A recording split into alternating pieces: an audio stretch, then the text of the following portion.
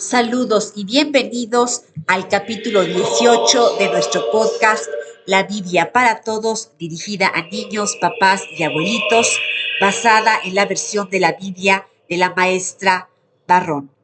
Hoy con el capítulo de Ruth y Noemí.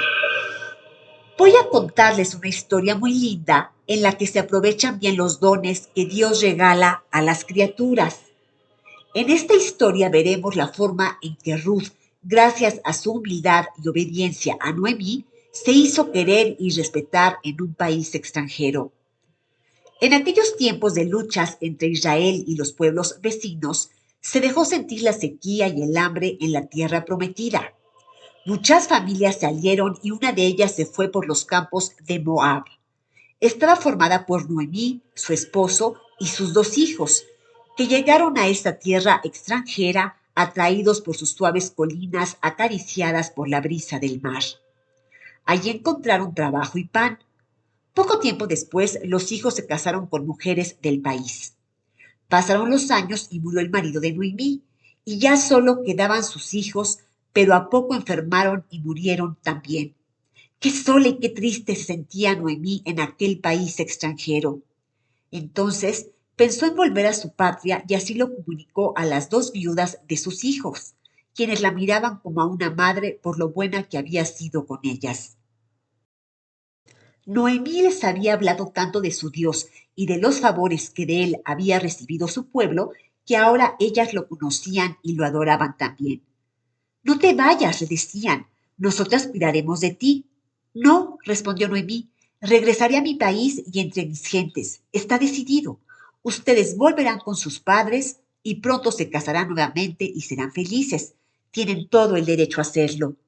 Y así fue como Noemí se puso en camino una mañana con sus dos nueras, que quisieron acompañarle un buen rato. Al fin Noemí se detuvo y les dijo, ahora vuelvan. Dios habrá de bendecirlas como yo lo hago. Y abrazándolas se despidió.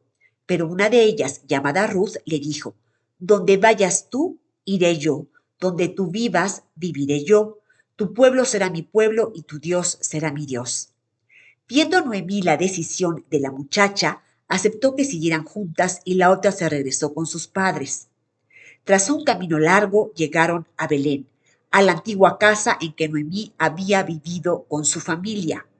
Era tiempo de la cosecha y como no tenían trigo para moler y hacer el pan, Ruth le dijo a Noemí, Madre, ¿quieres que vaya al campo para recoger el trigo que van dejando los segadores?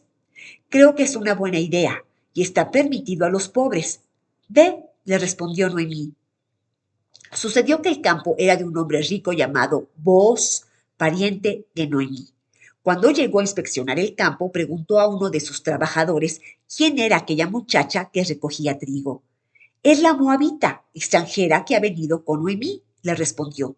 Entonces él fue con Ruth y le dijo, sé lo buena que fuiste con tu marido y ahora con tu suegra. Dios te bendecirá. En Belén se dice, Noemí no tiene hijos, pero Ruth vale más que 7 hijos que pudiera tener. Así que en mi campo no te faltará el trigo, sigue aquí. También, sin que Ruth supiera, dijo a sus trabajadores, vayan dejando grano y espigas para que ella recoja más. A la hora de comer, también Ruth recibió su ración y así fue cada día hasta que terminó la cosecha. Noemí estaba muy contenta por la constante ayuda de Ruth, pero lo estuvo más cuando Booz pidió casarse con la muchacha, por considerarla virtuosa. Noemí aconsejó a Ruth que aceptara.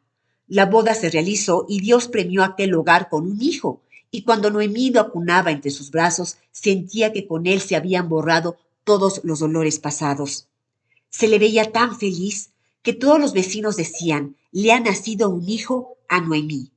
Ruth, la mujer extranjera, da ejemplo de fe al aceptar al Dios de Noemí y al seguirla sin ningún interés, de humildad al aceptar recoger como los pobres lo que en el campo otros dejan, de respeto y docilidad al seguir los consejos de Noemí.